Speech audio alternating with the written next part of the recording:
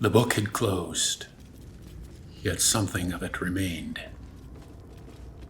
Not a voice, nor a vision, but a new watchfulness within my own thoughts. Connections came sooner. Doubt spoke more clearly. And I could not tell whether I had gained wisdom or merely learned to fear what wisdom may cost.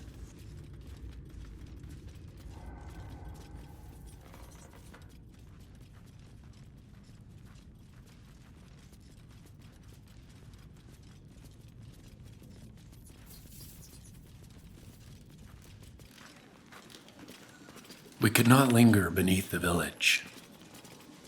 My notes now set 2 trails before us, and both led to the same hostile gate. Halsin might yet be held within the goblin camp, and some valuable object there had drawn the interest of a wizard in Baldur's Gate. Gold could buy supplies, favor, perhaps even time. But first we had to cross that bridge and decide whether to enter as guests, liars, or enemies.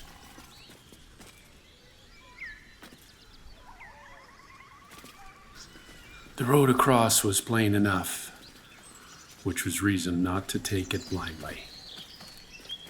Before we set foot upon the bridge, I wanted a clearer measure of what waited beyond.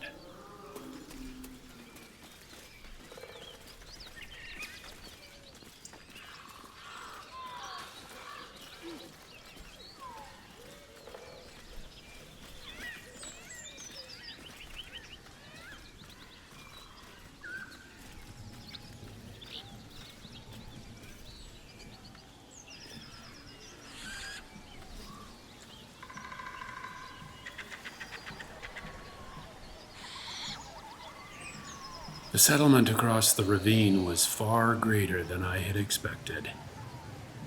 These arches, towers, and weathered courts were not the work of goblins.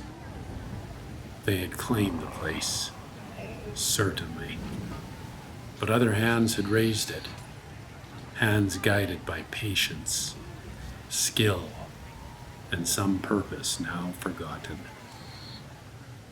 Then, beneath the wind, I heard voices.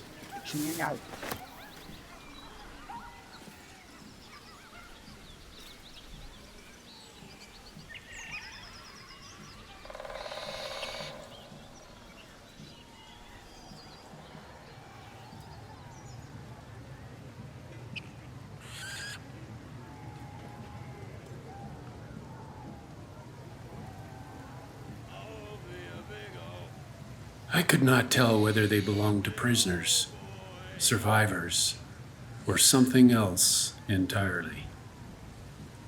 But nothing in their sound spoke of freedom. Whatever waited beyond that bridge, it was no mere roadside encampment.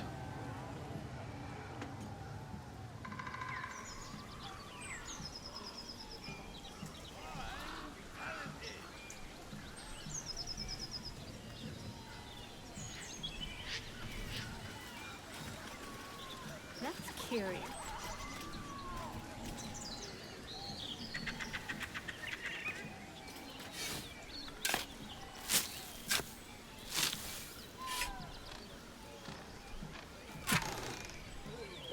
The ridge offered one small kindness, a buried cache of coin and spellcraft.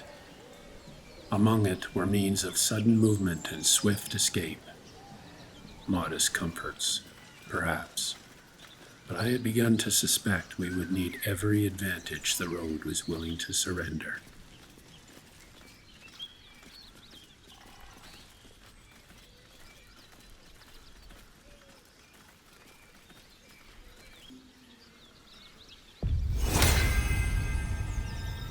Invisibility.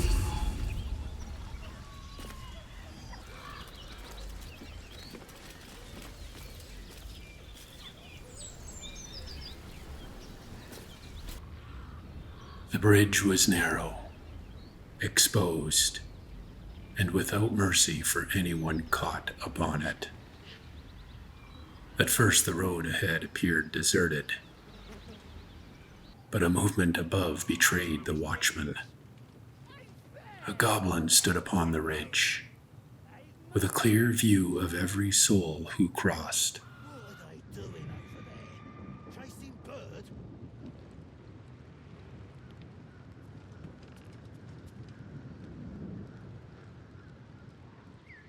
Stop fidgeting. I held the others back and sent Astarion ahead. His step was lighter than mine, his eyes better suited to hidden roads. If there was a way past that sentry without rising the whole camp, he was the one most likely to find it.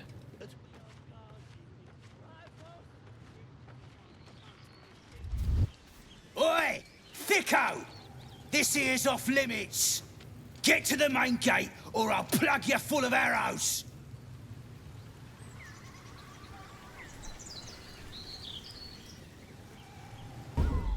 Astarion had been seen, but not yet taken for an enemy. The sentry's threat was earnest enough, though his attention proved less durable.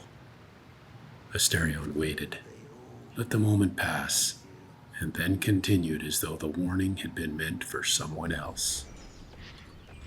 He slipped beyond the ridge and found a way down, leaving the Watchman above with nothing but an empty path to guard. The sentry had shown me more than he intended. His eyes were sharp, but his attention was easily led, quick to seize upon what stood before him, and quicker still to forget it. I had too often treated my lesser arts as curiosities, useful in theory, neglected in practice.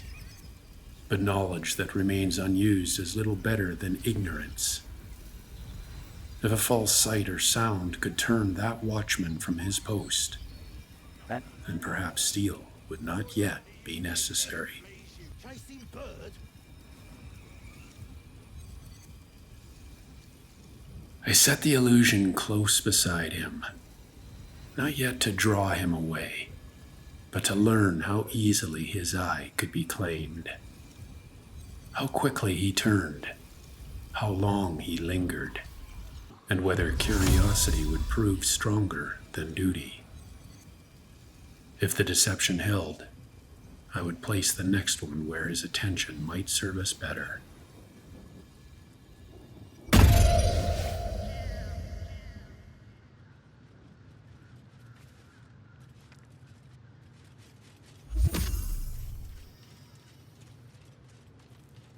Fleas from the bloody walls. More likely you gave them fleas, you filthy bugger.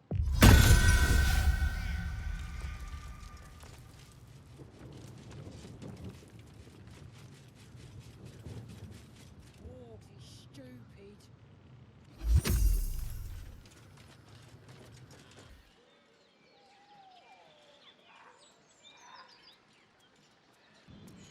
Little blue people in my street.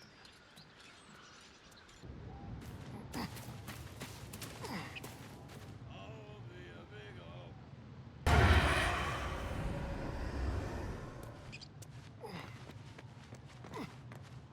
Little blue people in my street.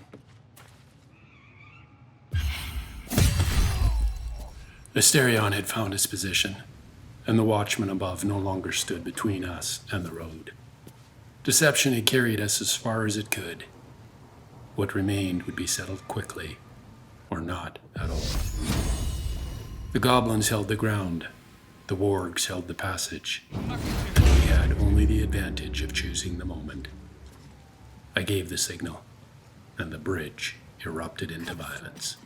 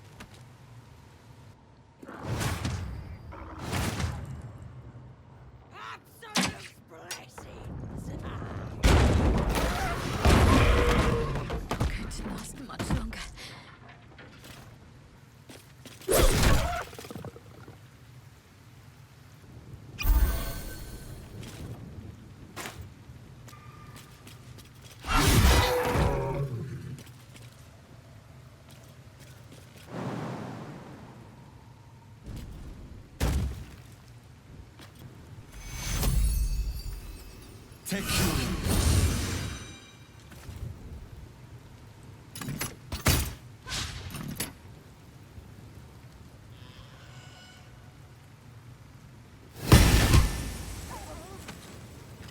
fight ended almost as suddenly as it had begun. The goblins had prepared a trap above the road. A great stone held back until an archer cut it free. Shadowheart bore the worst of its passage, yet remained upon her feet. The stone showed no loyalty to those who had set it. Goblin and warg were swept away beside their enemies, and in a few violent heartbeats, the outer guard of the camp was broken.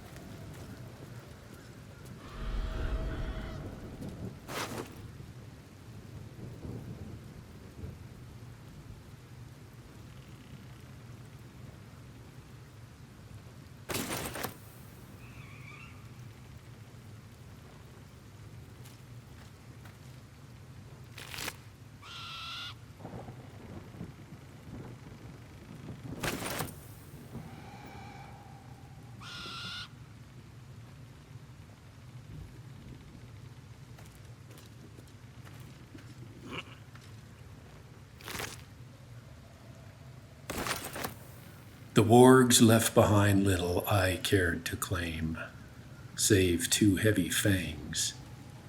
In the proper hands, they might yield another of those fierce drafts that had once turned Astarion into something the enemy could neither escape nor endure.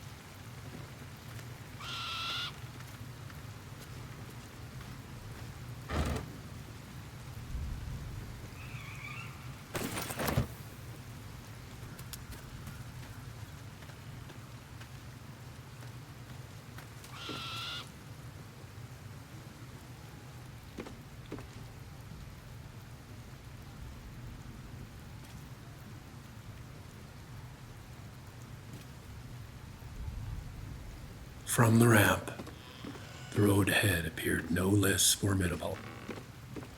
We had broken the outer watch, but in doing so, we had also left a warning written in blood. Sooner or later, the silence of these guards would be noticed. The way forward would require more than stealth now. It would require a story the goblins were willing to believe.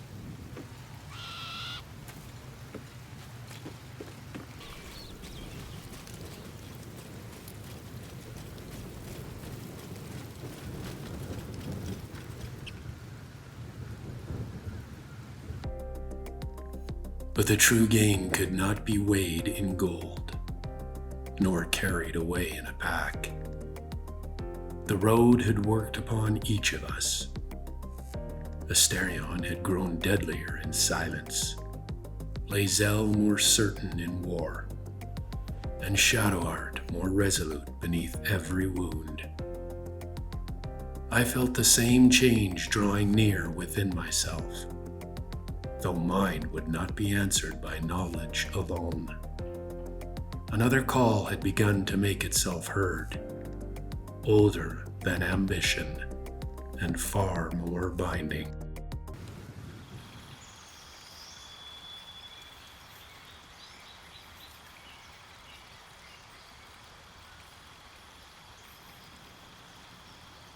Shadowheart had borne the worst of the falling stone. Yet when the dust settled, she stood harder to break than before. The road had not gentled her, but it had tempered her. New prayers now lay within her reach. Flame that could serve as weapon or lantern. A tolling word made crueler against the wounded, and other arts of greater force. Yet she took up blade ward, a quieter defense against steel, claw, and the brutal press of close battle. I saw wisdom in the choice, though I was not without doubt. Shadowheart rarely remained behind the line, and a defense that demanded her attention might yet cost her the chance to strike, heal, or turn the battle elsewhere. Perhaps another prayer would have served her better. The road would answer that question soon enough. Her greater change was less visible, but more certain. Her movement had grown quicker, her judgment more exact. I had no wish to remake her into some perfect instrument of war. I sought only to strengthen what the road had already revealed. A woman of keen instinct, formidable faith, and far greater resolve than she often allowed the world to see.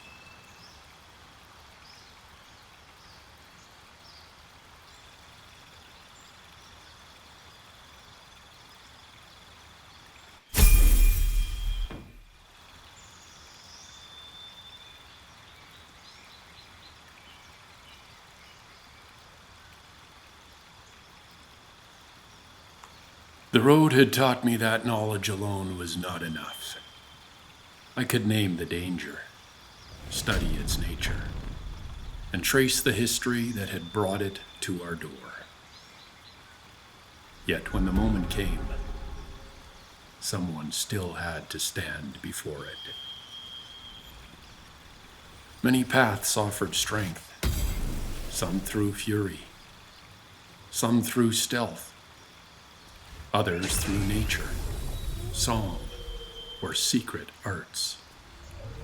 But none spoke so clearly to the man I had slowly become.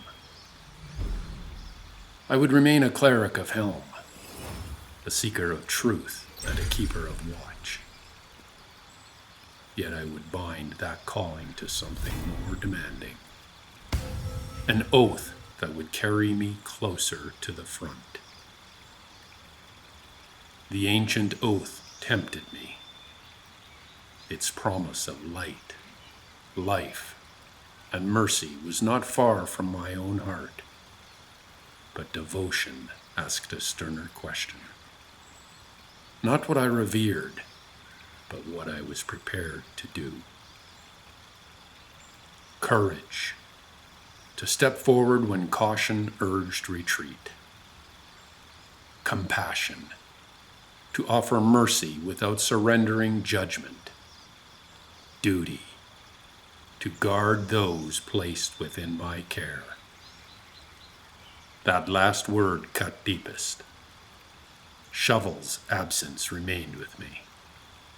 A small life lost because I had failed to measure the danger before us. No oath could undo that failure. It could only demand that I remember it.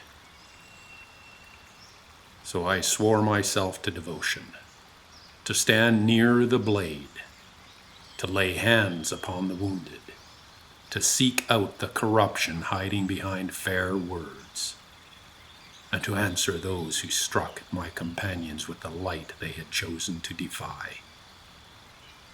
I had not turned away from knowledge. I had given it a shield and asked it to walk beside me into battle. Astarion required no new calling, nor any grand reinvention. His strength had always lived in speed, precision, and the small fraction of a moment between an enemy's mistake and its consequence. So I chose not to burden him with some unfamiliar art. Instead, I honed what was already there. His hand grew steadier, his step quicker, and the distance between shadow and strike narrower still. He had not yet reached the finest edge of that talent, but he stood very near it, and the road might yet provide the final measure.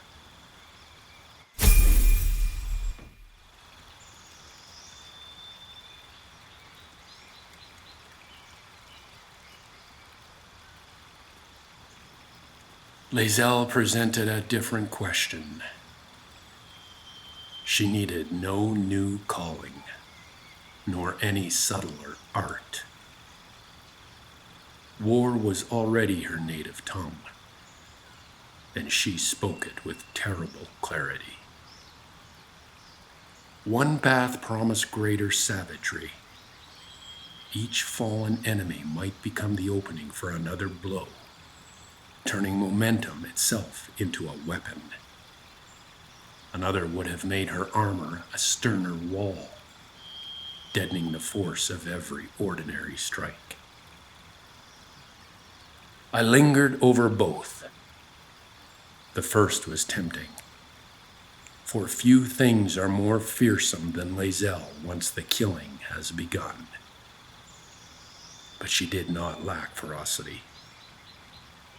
What she needed was the strength to make every blow more certain, and the endurance to remain standing when the enemy struck back. So her power was not redirected, but deepened. Stronger in the arm, harder in the body, and now the most difficult among us to bring down.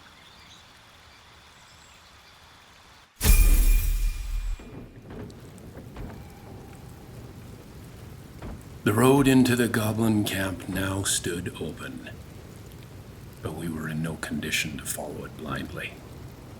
Shadowheart still carried the hurt of the falling stone, and much of our strength had been spent breaking the outer watch.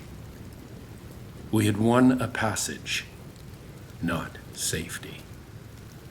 Before we crossed the next threshold, I led the others back to camp.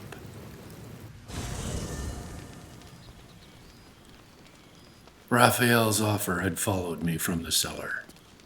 Of all those in camp, Wyll had the greatest reason to understand the price hidden inside an infernal promise. Before we rested, I wanted his judgment. The Devil with the Silver Tongue. An old fairy tale my father read to me. The kind with a hero, a villain, and a moral. A farmer made a deal with the devil, so the story goes. In exchange for the farmer's dearest fruit, the devil granted him a bottomless coin purse. The farmer's dearest fruit, naturally, was no apple nor peach, but his beloved daughter. We can learn a lot from fairy tales, don't you think?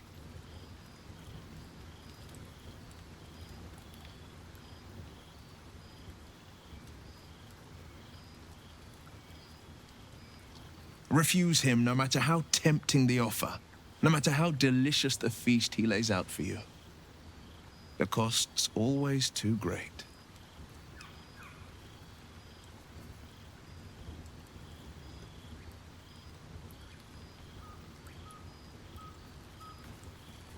That's because you still have hope.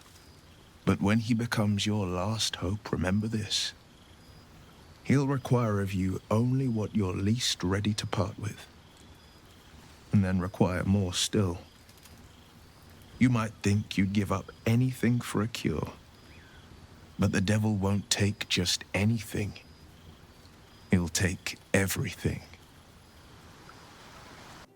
I had never intended to accept Raphael's offer. That decision had been made before his last word faded.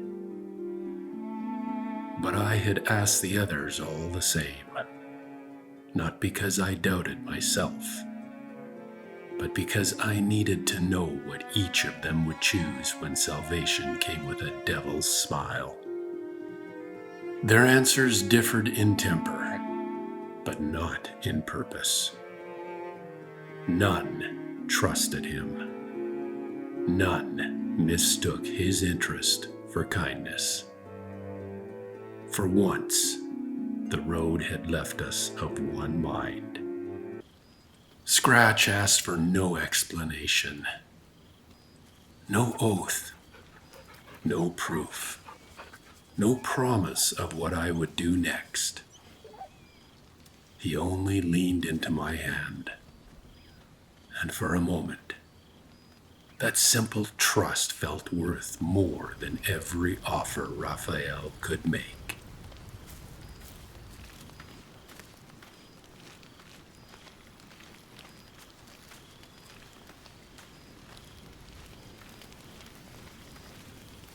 There you are, my friend.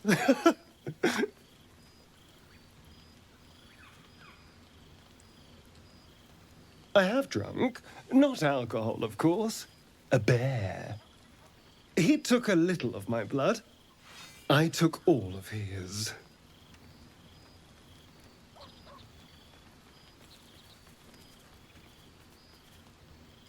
So's any meal worth having. It's nothing compared to, well, other things I could be dining on, but significantly better than the rats and bugs Cazador served me.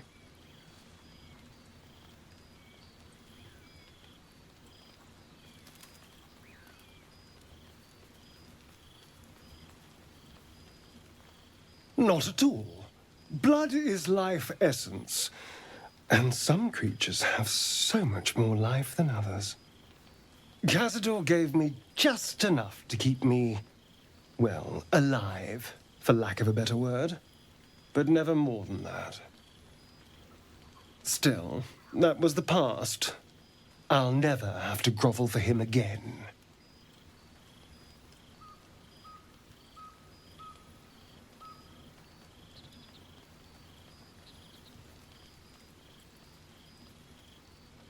Exactly. I can be better than him. Stronger. More powerful. More... Oh. You meant be kinder. Pet bunnies, that sort of thing. I've no objection to being nice, of course, once I have the power to bend others to my will.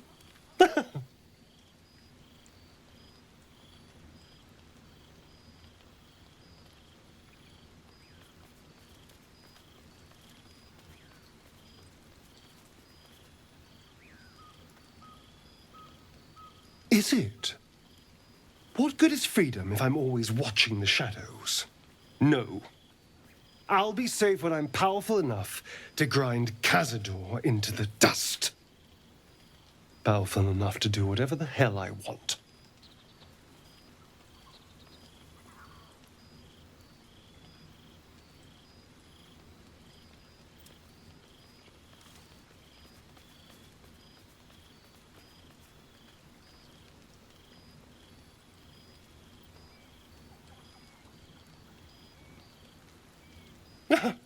They're doing a piss-poor job, then. The strong had 2 centuries to pluck me from torture. But no one came. No. It was the mind flayers that rescued me. They gave me a gift. The strength to take my own freedom. I'm embracing this power. You should too.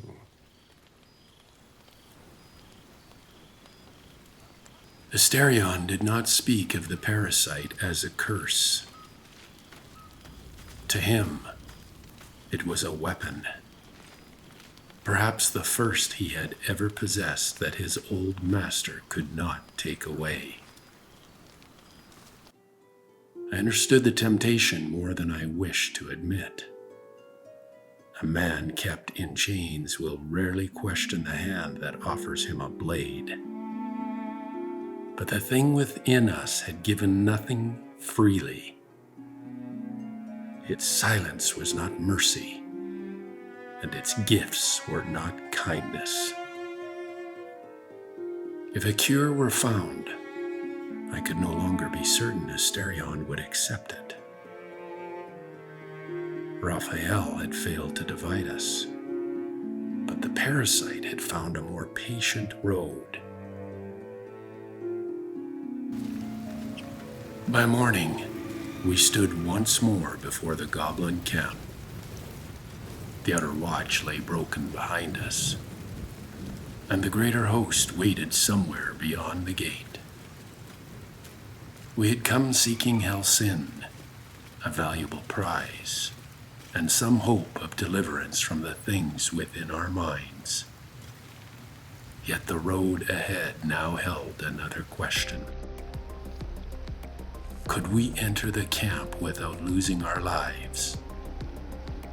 And if we found the power we sought within, could we leave without losing something greater?